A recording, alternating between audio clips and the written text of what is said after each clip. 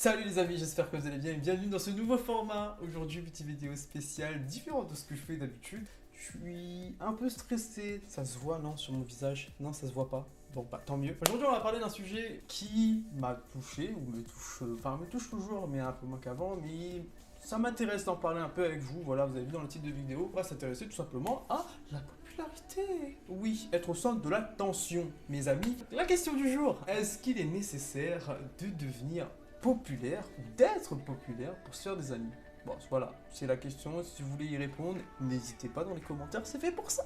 Avant de commencer cette vidéo d'abord et répondre à cette question dans cette vidéo, évidemment, si c'est la première fois que tu me vois, je m'appelle Take, n'hésite pas à t'abonner à la chaîne, c'est gratuit, ça me fait plaisir. Et puis à liker la vidéo si tu veux en voir d'autres du même genre. Donc est-ce qu'il est vraiment nécessaire de devenir populaire ou bien être populaire pour se faire des amis à l'école? Moi franchement, à mon époque, ça remonte pas tellement, mais voilà, oui, un petit peu, mais pas tellement. Mais bon, à mon époque, j'étais toujours fasciné par les gens qui étaient populaires. C'est les gens qui avaient de la facilité justement d'attirer l'attention des autres, de parler avec les autres. Tu vois, j'ai l'impression qu'ils savaient déjà c'était quoi leur place sociale. Genre ils savaient qu'ils étaient, voilà, ils étaient faits pour ça, pour être en contact des autres, savoir parler avec n'importe qui. Surtout les mecs populaires, voilà, c'était moi, j'étais jaloux, frère. Bah, c'est normal, attends, moi, j'étais à la base le mec invisible.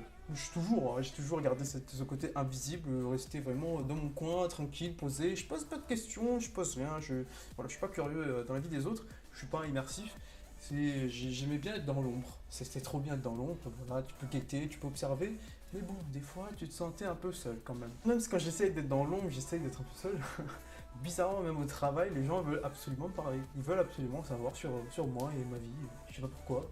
Pourtant, j'essaye d'être le strict minimum en termes de rapport social. Mais des fois, mon côté, tiens, tu reprends le dessus et là, je discute alors que, bon, moi, je veux juste être copain-copain. Après, on peut pas être aimé de tout le monde, hein, évidemment, ça, faut l'accepter. Donc, je disais, pour les personnes populaires, comment ils font? C'est quoi leur secret?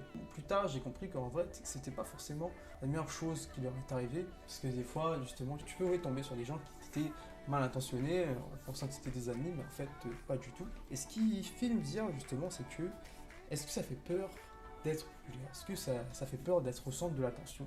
Est-ce que c'est terrifiant? Est-ce que c'est terrible? Est-ce que ça fait peur? Il y a des dangers? Ah bah écoute, la question c'est oui et non. Voilà. Il y a des dangers effectivement qui sont connaissables. Je vais te les citer. C'est quoi? C'est que il y a potentiellement des gens qui te veulent du mal, parce qu'ils aiment bien ça, ou bien juste, voilà, why not? Et du coup, le fait que tu vas gagner en popularité, tu vas attirer plus d'attention de personnes, ça va entraîner que des personnes qui n'aiment pas ce que tu fais vont apparaître, et forcément te critiquer, t'harceler, te faire baisser le moral et t'attaquer psychologiquement, et ça peut être terrible. Si t'es pas fort mentalement, ça peut être terrible pour toi. Donc oui, attirer l'attention, ça a ses dangers, ça a ses problèmes.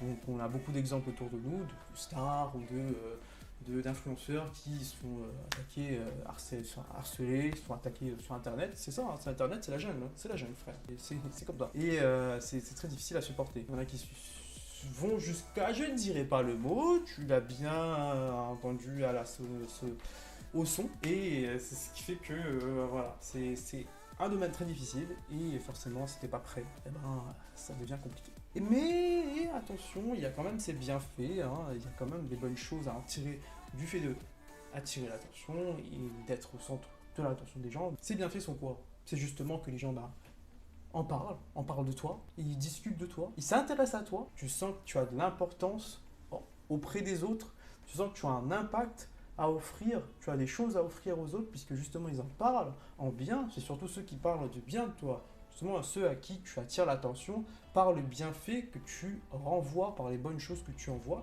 et ça c'est très bien. Justement, ça, c'est des choses qui sont très très bien. Du coup, le message que je veux transmettre, c'est qu'il y a des bienfaits à être populaire et à attirer l'attention parce que le fait, justement, de donner de toi-même, de donner ces bonnes valeurs à un certain nombre de personnes, font que ces personnes vont en parler à leur entourage, ça va attirer plus l'attention vers toi et tu vas du coup aider beaucoup plus de personnes à vivre mieux leur vie. Par exemple, ou bien à mieux couper des herbes si tu es jardinier professionnel, à mieux faire du piano si tu es un pianiste professionnel, enfin voilà.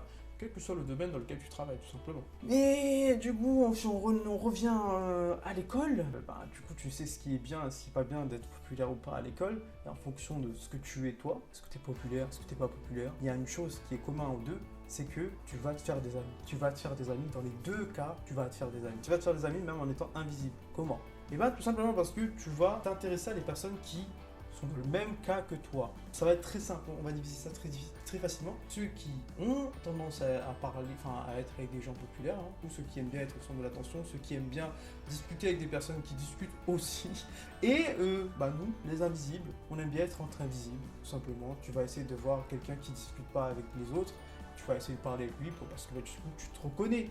On parle ici maintenant d'identification sociale. Par exemple, que tu te reconnais en lui, le gars il parle pas avec les autres alors tous ils sont en train de se regrouper, ils se discutent tous et tout dans la classe. Et quand tu es là, tu te dis, bah écoute, salut, ah ouais, voilà, je t'appelle, nanani, nanana, présentation. Et voilà, vous êtes deux copains, vous êtes deux. Et donc, on répond indirectement à la question, bah oui, c'est pas nécessaire d'être populaire pour se faire des amis.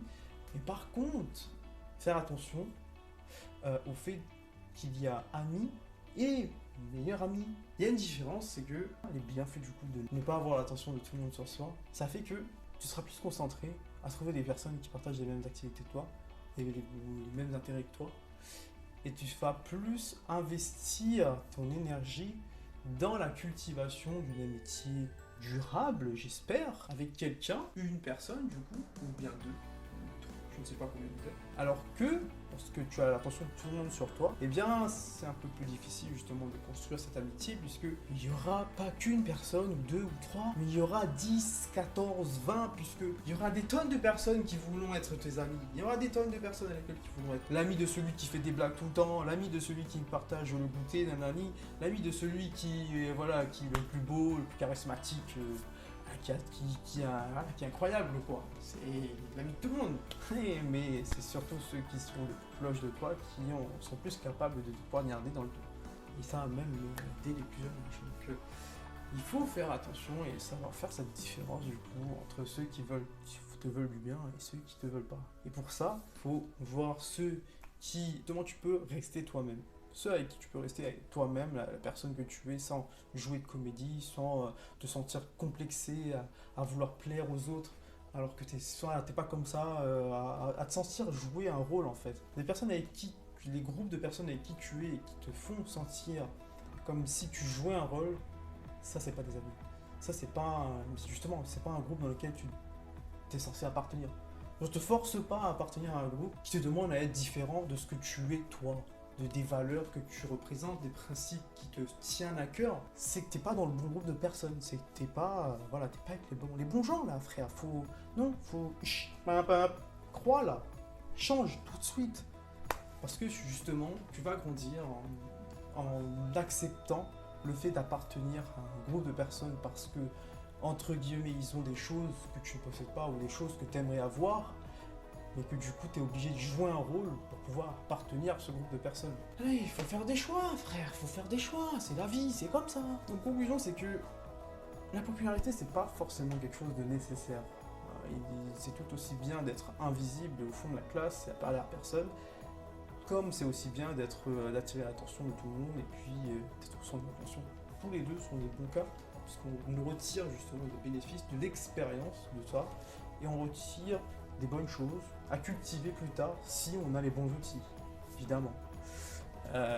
Et on retire des mauvaises expériences aussi. Il y a des inconvénients comme toute chose qui nous permettent encore une fois de gagner de l'expérience dans la vie tous les jours et puis d'apprendre au fur et à mesure qu'on avance. Donc voilà, ceci marque la fin de cette vidéo. J'espère en tout cas que ça a été intéressant pour vous, vous avez appris des choses. N'hésitez pas à me dire vos retours dans les commentaires, je ferai un plaisir de les lire. En tout cas, on se dit à la prochaine pour un nouveau sujet. C'était Take. Bisous tout le monde.